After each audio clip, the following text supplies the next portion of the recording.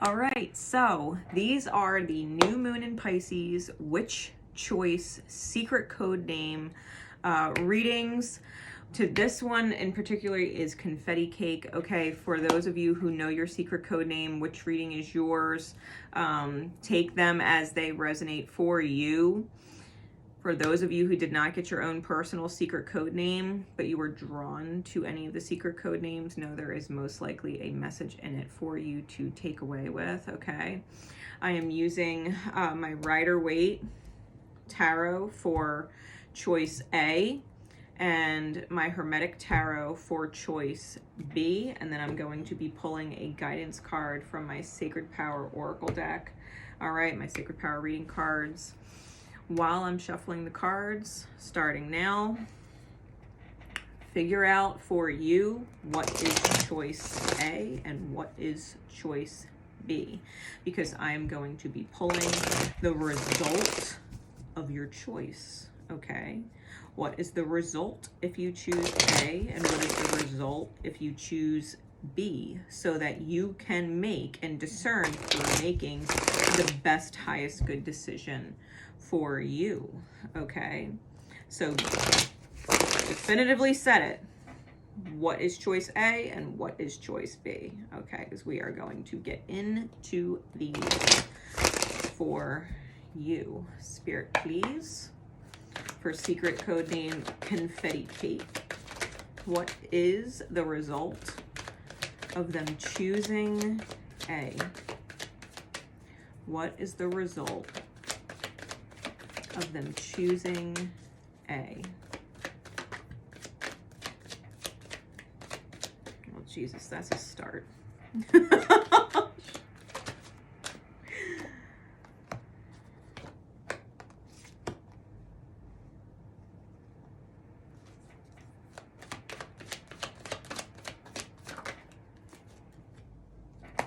feel like there's more.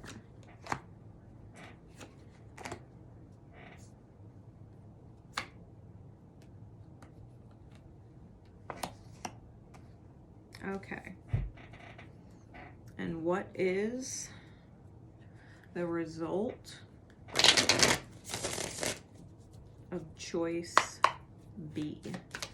What is the result of choice B?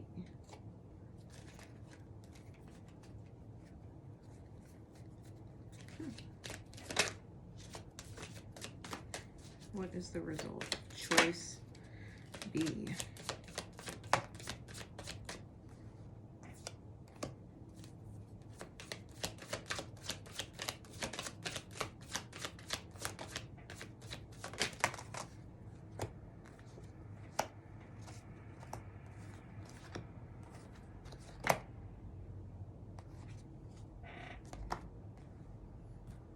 All right.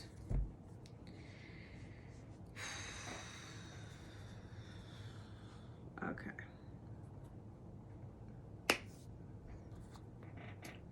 So for choice A,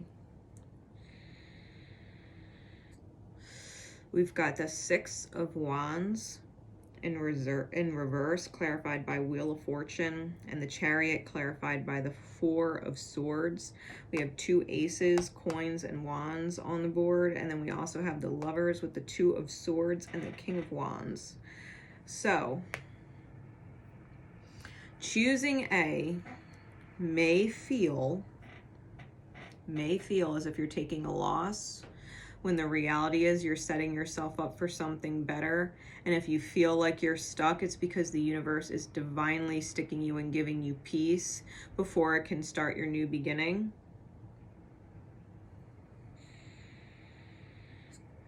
Also, be mindful, you will be faced with another choice if you choose A. The Two of Swords is between the Lovers or a higher connection, and the King of Wands, which is a non-committal JO. Okay? So you may be feeling like you're taking a loss initially, but it is for a beautiful beginning, a new beginning, after a time of rest or a period of rest. And I think that the Lovers card connection might come first, but they're gonna be outshined by this King of Wands, whose energy is very magnetic, but no good long term.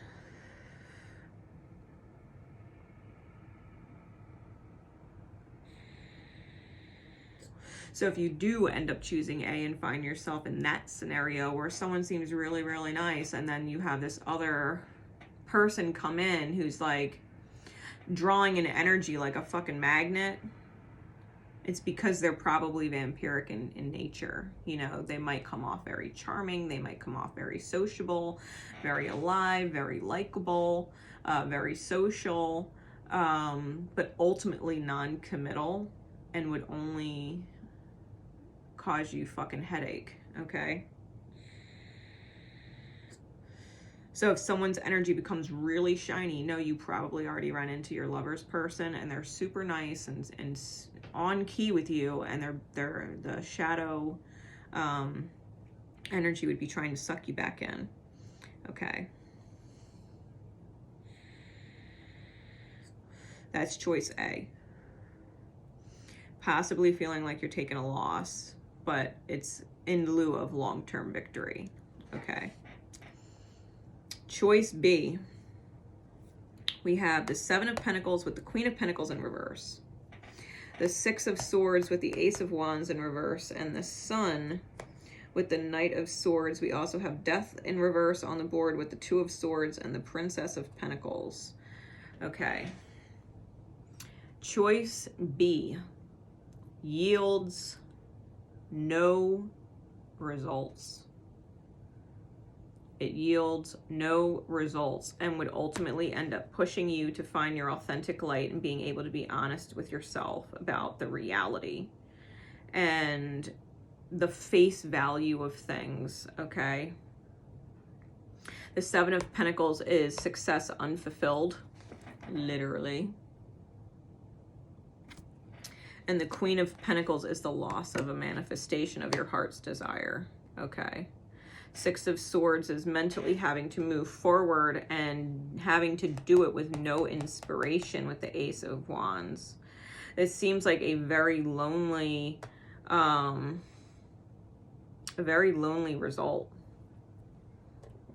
to be completely fair. Death in reverse is refusing to change and being stuck at a crossroads where you have to either create opportunity or seize opportunity that you're not necessarily keen on because you're between a rock and a hard place. Like making a choice of the lesser of two evils. Either way, you end up making a choice because the Two of Swords is truly on both sides with two cards flanking it, right? The Two of Swords has these two flanking it over here and these two flanking it over here. Should you go with choice A, you will end up in a position where you're actually very much at peace with beautiful beginnings possible and a potential long-term aligned person in your reality, where the other one puts you between a rock and a hard place with your own self. Choice B, right, put you in between a rock and a hard place with your own self, where you're being very resistant to change in your own perspective and how you do things, and needing to create or start your own opportunity from the ground up. All right, where you feel like you might even be going back into an echoing cycle of karma because it's the Princess of the Echoing Hills. Okay. That is the Princess of Coin. You might feel like you made a choice and end up, or you're going back into a repeating cycle, or absolutely resisting to change. So we'll see what Spirit has to say for guidance. All right. What is the guidance, please, Spirit, for secret code name Confetti Cake? Either choice results in a follow-up choice, okay? Whether you choose A or B, it results in a follow-up choice. But for me, looking at these cards, the result is clearly better off if you choose A in the long term. Okay. You're gonna have to get really real with yourself if you choose B, and probably end up having that conversation between you and you on why you did this. What, like, why did I make that choice? Okay. What is the guidance, please, Spirit? Okay. We've got communication and illusion. We got both, so I will read both. Communication being the key initial card and illusion being the second. So communication, confetti cake. Listen carefully, speak clearly, and with confidence. We communicate with others using verbal and nonverbal techniques.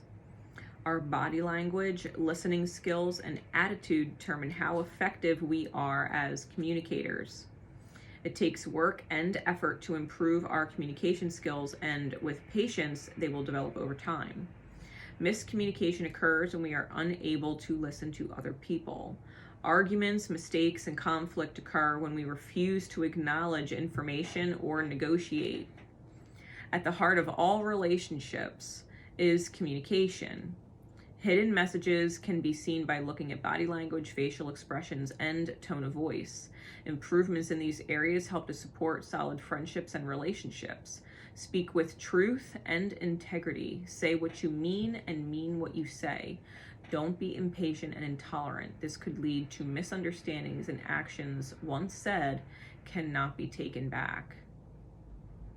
It is important that you avoid committing to plans and projects if you don't have all the information. Ask for more details, and when appropriate, speak to professionals such as counselors, financial advisors, solicitors, or teachers. Never be afraid to ask questions. It's okay if you don't have all the answers. That's why we have professionals. The affirmation is, I am able to communicate clearly and honestly, making powerful connections with others. You know, so Spirit is saying, not only do you need to be mindful of your own communication, you know, not just what you're saying, but your body language, your facial expressions, they all communicate things, and learning how to recognize what is being communicated with the body language of other people, right? The signs that we get from other people, their body language, and what that ultimately means. Okay?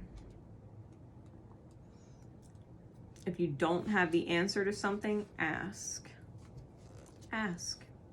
Don't commit to anything if you have question marks. Commit when you have faith in the result, right? So illusion. Appearances are not what they seem. You need more information. Confetti cake. There are no dead ends in a labyrinth. It appears as if you are continuously going around in a circle. Labyrinths are temples that insist on uncovering the truth, bringing enlightenment of spirit and consciousness. From a distorted reality, one is never truly lost within it. Within the labyrinth, we find our own internal compass to lead us in the right direction, awakening and unifying our spirit within the cosmos. This illusion of time and space represents the distortion of your own reality. The labyrinth is an exercise in your soul's development. This illumination of self pushes towards individual experience so you make informed decisions. Although it may feel like your senses are misleading you, deep down you know the outcome as you have already been there before. Distractions are everywhere right now. Your soul's compass is asking you to reassess your direction to uncover your true path. Does this action or decision bring you closer to your life's purpose? The affirmation, I hear deep messages with strength and clarity from my soul. My soul knows the way forward. I trust my inner guidance.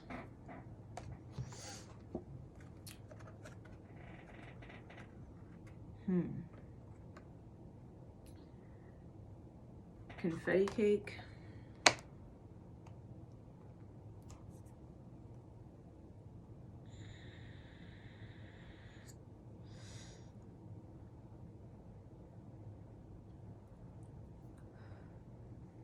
I'll use this analogy because I know it's an analogy people can understand.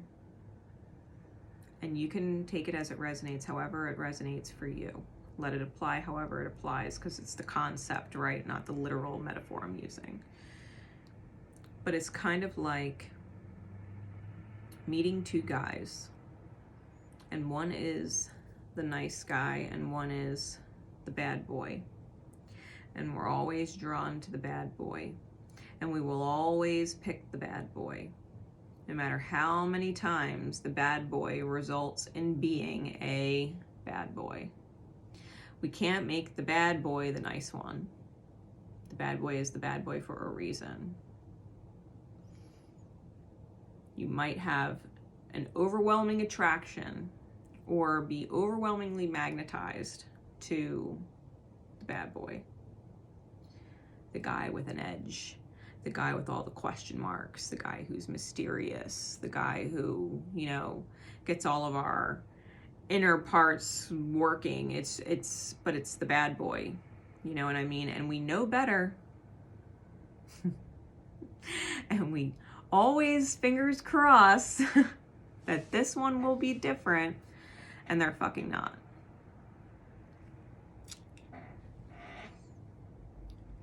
Choose, allow yourself to choose what is stable, what you can put your faith in, who you can allow to give you their wonderful niceness, because you deserve less shit. You deserve less shit. Have you not had your fill of shit? Right? There's always an option that seems really great until you read the fine print and get to know it. And then there's always the very simple, very clear cut, this is what it is. No hidden agenda. No, I'm gonna be different or worse 10 years from now type thing, right? It's the sure thing versus the question mark, the mystery. And we're always drawn to the mystery when we really just want and deserve the clear. So, I hope this helps. In your choice making, I would definitely steer clear of whatever your choice B was. I would take a chance on choice A and keep in mind that ultimately you choose the outcome from either side. You choose the outcome. And if you feel like you're not seeing the answer or you want more information, then definitely ask questions. Go with the road that feels more sure, okay? Go with something clearly good and nice. I think you'll appreciate it, all right? So until next time, this is Grace Nicole Myths signing out. My love and support is with you always. Remember to love each other, and most importantly, love yourself. Take care.